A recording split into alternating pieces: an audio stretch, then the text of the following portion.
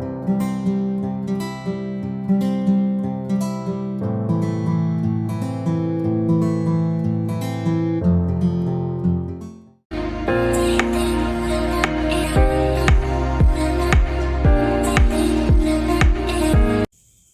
everyone, my name is Yajat Puri and I hail from district Chamba, Himachal Pradesh.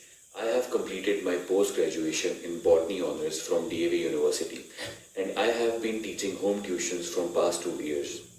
So today I am here to explain you the topic cell division. आज हम पढ़ेंगे cell division, ठीक है।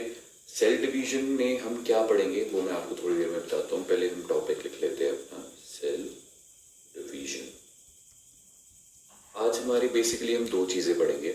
पहला आ गया हमारा basic concept आ गया cell division का और सेल का। पहले मैं आपको सेल के बारे में बताऊंगा कि सेल एक्चुअली में होता क्या है, तभी आगे सेल डिवीजन आप लोगों को समझ आएगी, ठीक है।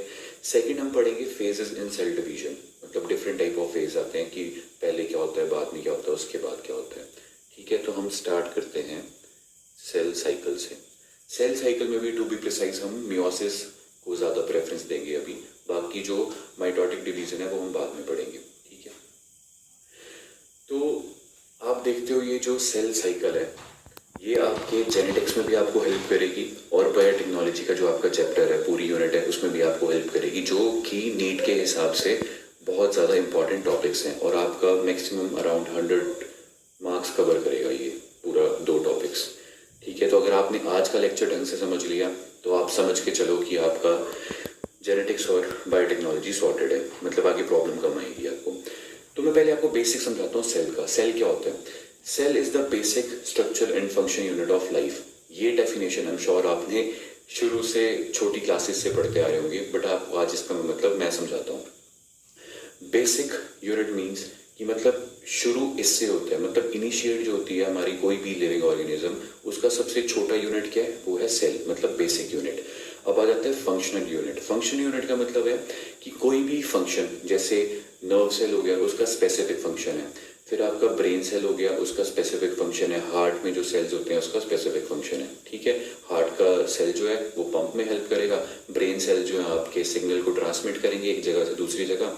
तो आपके ये फंक्शनल एस्पेक्ट आ गया। उसके बाद आता है आपका स्ट्रक्चर यूनिट। अब मैं आपके सामने खड़ा हूँ या आप लोग बैठे हुए हो, तो इससे क्या पता लगता है कि हमारी बॉडी को जो स्ट्रक्चर मिला है वो सेल की वजह से मिला है। एक सेल की वजह से नहीं, बहुत सारे सेल आपस में जुड़े हैं, उन्होंने टिश्यू बनाया है, फिर उन्होंने ऑर्गन बनाया है, फिर ऑर्गन सिस्टम बना है, उसके बाद हम इंडिविजुअल बने हैं और आपके सामने एक परफेक्ट डिफाइंड स्ट्रक्चर हमारा है, ठीक है। ये आ गया सेल के बारे में। हम श्योर आपने सेल देखा होगा, छोटी क्लासेस में सबने देखा होगा, डायग्राम्स में देखा होगा, बट मैं आपको थोड़ा फिजिकली आप कैसे उसको रिलेट कर सकते हो मैं उसके बारे में आपको बताता हूँ। आपने हम श्योर ये जब कंस्ट्रक्शन साइट में आप देखते हो तो वहाँ पे ब्रिक्स होती हैं, मतलब लेयर्स ऑफ ब्रिक्स होती हैं, उसमें जैसे आप देखोगे तो उसका स्ट्रक्चर सेम एज सेल होगा, मतलब एक सेल है उसके ऊपर एक और एक और एक और ऐसे जुड़ जुड़ के एक स्ट्रक्चर बने, ठीक है। और आपने एक और चीज़ कहाँ देखी होगी, ये हनीकॉम्ब देखे, मतलब मधुमक्खी का छत्ता, उसमें भी ऐसे डिज़ाइन बना होता है, ऐसे सेल सेल सेल सेल होते हैं। उसके बाद क्या होता है कि पूरा स्ट्रक्चर वो मिलके ऐसे एक पूरा कंपार्टमेंट्स आपको दिखता है, अलग अलग कंपार्टमेंट्स हैं, वो अलग अलग कंपार्टमेंट्स सेल डिनोट होते हैं, ठीक है। ये आ गया आपका बेसिक कंसेप्ट सेल के बारे में। अब हमें सेल के बारे में तो पता लग चुका है, फिर हम देखेंगे कि सेल साइकिल कैसे होती है। सेल साइकिल जैसे नाम ही स्पेसिफाई कर रहा है, साइकिल, एक साइकिल चलेगी पूरी तो वो एक प्रोसेस कंप्लीट होगी, ठीक है। सेल साइकिल क्या है? एक सीरीज ऑफ इवेंट्स है। सीरीज ऑफ इवेंट्स कैसे कि मतलब एक इवेंट पहले होगा, फिर दूसरा होगा, फिर तीसरा होगा, फिर चौथा होगा, जैसे सीक्वेंस में चलेगा, ऑर्डर में चलेगा एक, ठीक है। जैसे हम जब एक छोटा बच्चा पैदा होता है तो वो 1 साल का चलता है, फिर 2 साल का होता है, फिर 3 साल का होता है। ऐसा तो नहीं होता ना कि डायरेक्ट वो पहले 100 साल का हो जाएगा, फिर रिवर्स चलेगी उसकी एज, या फिर एकदम से 50 का हो जाएगा, फिर एकदम से 1 का हो जाएगा, ऐसा नहीं होता ना। तो हर चीज़ जो है यहाँ पे नेचर में वो सिस्टमेटिकली ऑर्डर में ही चलती है। तो हम इसको सेल साइकिल को और क्या बोलेंगे? Ordered process. अब ऑर्डर प्रोसेस है, ठीक है। मैं बोल रहा हूँ कि ऑर्डर में चलती है, सीक्वेंस में चलती है, तो कोई ना कोई तो होगा जो इसको ऑर्डर देता होगा। कौन है? जैसे मान लो आपके घर पे आपकी मम्मी है, ठीक है। मम्मी ऑर्डर देती है, बेटा उठ जाओ, खाना खा लो, खाना खा लिया तो पढ़ने बैठ जाओ, नहा लो, ये कर लो, मतलब आपके घर पे कोई तो है ना, या मम्मा होंगे या पापा होंगे जो आपको ऑर्डर करते हैं। वैसे ही सेल में कौन है जो उसको ऑर्डर करता होगा कि हाँ भाई तू चल अब सेल डिवीजन करेंगे हम? सोचो, दिमाग लगाओ थोड़ा। सकता है? चलो मैं ही बताता हूँ। सेल में होता है आपका जेनेटिक मटेरियल जिसको हम बोलते हैं डीएनए। डीएनए क्या करता है, प्रोटीन की हेल्प से उसको ऑर्डर करता है कि हाँ चल तू अब सेल साइकिल शुरू कर दे, और आपका सेल साइकिल शुरू हो जाता है। प्रोटीन्स आते हैं दो मेन टाइप के, एक आता है आपका साइक्लिन प्रोटीन, सेकंड आता है आपका साइक्लिन डिपेंडेंट काइनेजेस सीडीके। अब आप बोलोगे सर यहाँ पे काइनेजेस आ गया, एजेस, एजेस जिसके एंड में आ जाए उसका मतलब होता है एंजाइम्स। अब आप बोलोगे सर आप बात कर रहे हो प्रोटीन की और ये तो आप एंजाइम लिखा रहे हो हमें। तो बेटा आपने छोटी क्लासेस में पढ़ा होगा, अगर नहीं पढ़ा होगा तो मैं आपको बता देता हूँ। एक हम फ्रेज सुनते हैं, all enzymes are protein but all proteins are not enzymes. ठीक है, समझ रहे हो? मतलब जितने भी एंजाइम्स हैं वो प्रोटीन्स हैं, कुछ एक्सेप्शंस हैं वो मैं आपको थोड़ा बाद में बताऊंगा लेक्चर में, जब हम आगे बढ़ेंगे तो उसकी एक्सेप्शंस मैं आपको बाद में बताऊंगा। और जितने भी मतलब एंजाइम्स हैं वो प्रोटीन है, बट जितने भी प्रोटीन है वो सारे एंजाइम्स नहीं है। ठीक है, समझ रहे हो इस बात को? इस फ्रेज को याद रखना। ठीक है, फिर इस तरह जो आपका साइक्लिन डिपेंडेंट काइनेजेस है वो भी मतलब, और साइक्लिन जो है वो हेल्प करते हैं उसको ऑर्डर करने में कि हाँ भाई तू अब चल शुरू हो जा, सेल साइकिल तेरी शुरू होने वाली है। ठीक है, फिर अब आ जाते हैं इसके दो phases, phase of cell cycle. ठीक है, फर्स्ट फेज आ जाता है आपका इंटरफेज, सेकंड फेज आ जाएगा आपका एम फेज। ये दो फेजेस हैं हमारे पास। अब हम इसको किससे रिलेट करते हैं? या तो आप इसको रिलेट कर लो शादी से, या तो आप इसको रिलेट कर लो नीट से। चलो मैं नीट से करता हूँ क्योंकि हम नीट की तैयारी कर रहे हैं, तो मैं इसको रिलेट करूँगा नीट के एग्जाम्पल से।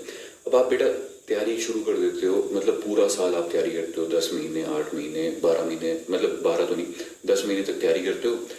लास्ट में एक फेज आता है 3 घंटे का, उसमें आप एग्ज़ाम देते हो और टक करके एग्ज़ाम हो जाता है ख़त्म, और आपका मतलब जितनी तैयारी की है उसके रिजल्ट आ जाता है आपका। वो आता तो नहीं, मतलब आपको पता लग जाता है कि आपका 3 घंटे में लग जाएगा पता कि आप क्लियर कर रहे हो या नहीं कर पा रहे हो। ठीक है, तो प्रिपरेशन फेज आप इसमें देखोगे कितना बड़ा होता है हमारा स्पैन, और जो हमारा रिजल्ट या फिर जिस दिन हमारा असली डिवीजन होनी होती है, असली एग्जाम होना होता है नीट का, वो हो जाता है फिर 3 घंटे के अंदर अंदर। ठीक है, तो मतलब 3 घंटे का फेज कितना छोटा है जिसके लिए हम तैयारी कर रहे हैं काफ़ी टाइम पहले से। ठीक है, तो उसी तरह सेल में होता है, एक होता है इंटरफेस, एक होता है एम फेज। एम फेज को आप मियोटिक फेज या माइटोटिक फेज भी बोल सकते हो। ठीक है, जो इंटरफेज आता है आपका वो तैयारी वाला फेज है, या प्रिपरेटरी फेज भी बोल सकते हो आप इसको। और हम इसमें क्या करते हैं, मतलब सेल तैयारी करता है डिवीजन की। इसमें सेल मेटाबॉलिकली एक्टिव होता है बट डिवीजन इसमें नहीं होती है। तो ये नहीं सोचता कि सेल मर गया, इसमें डिवीजन नहीं हो रही तो मर गया, नहीं, वो डिवीजन की तैयारी कर रहा है, मतलब आगे जो उसकी जंग आने वाली है वो उसकी तैयारी कर रहा है। ठीक है, जैसे हम तैयारी करते हैं नीट की। इसमें क्या होता है कि ये रेस्टिंग फेज में होता है। रेस्टिंग फेज में यानी कि मतलब मेटाबॉलिकली एक्टिव होते हैं बट रेस्टिंग में होता है, डिवीजन नहीं कर रहा होता है। ठीक है, सेकंड ये लॉन्गेस्ट फेज है, मतलब 95% ऑफ टाइम हमारा इंटरफेस में लग जाता है, और जो बचा कुचा 5% टाइम है वो लगता है हमारा डिवीजन या एम फेज में। मतलब एम फेज में होती है डिवीजन, एकदम से चुटकी बजाते हैं डिवीजन हो जाएगी, और तैयारी का फेज है इंटरफेस कितना लंबा। ठीक है, जो एक्चुअल डिवीजन हमारी होती है वो होती है एम फेज में। ठीक है, एम फेज को हम मोस्ट ड्रामेटिक फेज भी बोलते हैं। मोस्ट ड्रामेटिक मतलब नीट से ही आप इसको रिलेट करो, जिस दिन आपका नीट का एग्जाम होता है कितना प्रेशर होता है, कितना मतलब हमारे एंजाइटी हो जाती है, हमारा ड्रामेटिक फेज चल रहा होता है, ऐसे वैसे ही सेल में होता है। मोस्ट ड्रामेटिक मीन्स यहाँ पे जितनी भी एक्टिविटी है, मोस्ट ऑफ द एक्टिविटी यहाँ पे डिवीजन की यहाँ पे होगी आपके एम फेज में। ठीक है, उसी के साथ हम आगे चलते हैं। जो मैंने आपको अभी बताया ना 95% टाइम ले लेता है आपका इंटरफेस, और 5% टाइम लेगा आपका एम फेज। ठीक है, तो जो ये टाइम ले रहा है इस टाइम को हम क्या बोलते हैं, जनरेशन टाइम। 95% लेगा आपका इंटरफेस और 5% लेगा आपका एम फेज। तो एनसीईआरटी में इसका बहुत 2 एग्जाम्पल दिए हुए हैं। कोई मुझे बता सकता है 2 एग्जाम्पल क्या दिए हैं? पढ़ी किसी ने एनसीईआरटी? नहीं पढ़ी है, पढ़ो उसको। एनसीईआरटी बहुत इंपॉर्टेंट है आपके लिए। ठीक है, तो मैं आपको बता देता हूँ, अपने घर जाके इसको देखना है कि एनसीईआरटी में ये दिया भी कि सर ऐसे ही बोल दिया है। ठीक है, तो 2 एग्जाम्पल दिए हैं। पहला दिया है ह्यूमन सेल का, इसका जनरेशन टाइम कितना दिया है, 24 आवर्स। ठीक है, 24 आवर्स देने के बाद एक और एग्जाम्पल दिया इन्होंने ईस्ट का, EST 90 मिनट्स। ठीक है, इसका एग्जाम्पल दिया है 90 मिनट्स का। ईस्ट आ गई हमारी फंगस, ठीक है। ह्यूमन सेल का दिया 24 आवर्स। अब 24 आवर में से 23 आवर्स लग रहे हैं आपके इंटरफेस पे, मतलब 95% टाइम लग रहा है आपका इंटरफेस पे, और बचा कुछ 1 आवर जो है वो आपका लग रहा है एम फेज में, मतलब डिवीजन फेज में। फिर आ जाता है आपका ईस्ट में 85 मिनट्स लग रहे हैं, वही 95% टाइम लग जा रहा है आपका इंटरफेस में, और 5% टाइम लग जा रहा है आपका एम फेज में, मतलब डिवीजन फेज में, ठीक है। तो ये आ गया आपका जनरेशन टाइम बोलते हैं हम इसको। तो मैं आज आपको इतने भी रोकते हैं, कंक्लूड करता हूँ, क्योंकि अगर ज़्यादा हो गया तो आप थोड़ा होच पौच से हो जाओगे। तो मैं आपको दोबारा इसको एक बार कंक्लूड करते हैं कि हमने आज पढ़ा क्या क्या, ठीक है। तो आज हमने पढ़ा है कि जो आपका सेल साइकिल है वो होती है 2 फेजेस में, ठीक है। और ये है एक ऑर्डर प्रोसेस, मतलब सीक्वेंस में चलता है। सीक्वेंस में चलने का कारण क्या है कि मतलब इसको प्रोटीन्स जो है जेनेटिक मटेरियल के, डीएनए के, वो हेल्प करते हैं सीक्वेंस में चलने के लिए, ऑर्डर करते हैं इसको, ठीक है। और फिर हमने पढ़े 2 फेजेस, इंटरफेजेस, एम फेजेस। इंटरफेज सबसे बड़ा, एम फेज सबसे छोटा। इंटरफेज जो है रेस्टिंग फेज है, और मतलब प्रिपरेटरी फेज है, प्रिपरेशन सारी इसमें होती है डिवीजन की। और एम फेज हमने पढ़ा कि यहाँ पे डिवीजन होती है, ठीक है। और ये एग्जाम्पल प्लीज बच्चों याद कर लेना, ह्यूमन सेल वाला और ईस्ट वाला, ठीक है। ये आपकी एनसीईआरटी में दिया है, मीन्स ये इंपॉर्टेंट है एग्जाम पॉइंट ऑफ व्यू से, ठीक है। तो आप इसको 24 आवर्स ह्यूमन सेल का और ईस्ट का 90 मिनट आप प्लीज रिवाइज कर लेना एक बार। और कल आके मैं क्वेश्चन पूछूंगा जो मैंने आज पढ़ा है, ठीक है। तो कल कोई बहाना नहीं चलेगा कि सर हमने पढ़ा नहीं ऐसा वैसा, ठीक है। मैं कल आके ये आपसे पूछूंगा। तो हमने आज 2 चीज़ें डिस्कस करनी थी। बेसिक कंसेप्ट वो हम डिस्कस कर चुके हैं, और हमने डिस्कस करने थे फेजेस भी हम डिस्कस कर चुके हैं। अब मैं आपको ये बताऊंगा कि ये जो पूरा जो ऑर्डर बताया ना, वो चलता है, ऑर्डर चलेगा आपका, पहले आएगा हमारा G1 फेज, फिर आएगा एस फेज। एस फेज को हम बोलते हैं synthetic phase. G1 phase, gap 1 phase, उसके बाद आएगा G2 फेज, उसके बाद आएगा एम फेज। मैं यहाँ पे सीक्वेंस लिख देता हूँ आपके लिए। ये जो पूरी सेल साइकिल है ना, ये इसी सीक्वेंस में चलेगी, ये चेंज नहीं होगा, ये इसी सीक्वेंस में चलती रहेगी। और आपका ये नहीं होगा कि पहले एम फेज हो जाएगा, फिर G2 होगा, फिर G1 होगा, फिर एस होगा, नहीं। पहले G1, फिर एस, फिर M2, देन फिर आपका एम फेज आएगा। मियोसिस होगी उसमें या माइटोसिस होगी, वो डिपेंड करता है सेल टू सेल, ठीक है। अब ये सीक्वेंस आप याद रखना, ये भी बहुत इंपॉर्टेंट है। और कल एक पाई चार्ट बनाएंगे। पाई चार्ट हम श्योर आपने उसमें देखा होगा, मैथ्स में एक चार्ट सा बनता है ऐसे, उसमें डिविजन्स होती हैं अलग अलग कि किस चीज़ को कितना कितना टाइम लगा है। ये मैं आपको कल बताऊंगा, क्योंकि अभी जो हमने समझा है तो थोड़ा आपको टाइम लगेगा इस चीज़ों को थोड़ा ग्रास्प करने में। तो आप आराम से इसको पढ़िए घर जाके, और जो भी प्रॉब्लम आती है मुझसे कल आके पूछिए, या फिर जब भी आपको टाइम लगता है you will free to ask, ठीक है। तो हम इसको कंक्लूड करते हैं आज यहीं पे। और कल हम पता क्या पढ़ेंगे, कल मैंने आपको बताया मैं इसका पाई चार्ट बनाऊंगा। उसके बाद जितने भी फेजेज हैं, G1 आ गया, एस आ गया, S2 आ गया, G2 आ गया, और एम फेज आ गया, हम इसको सीक्वेंस वाइज चलेंगे। और इसकी डिटेल आपको मैं पूरी बताऊंगा कि G1 में क्या होता है, G2 में क्या होता है, एस फेज में क्या होता है, ठीक है। तो थैंक यू सो मच, मिलते हैं अगले लेक्चर में।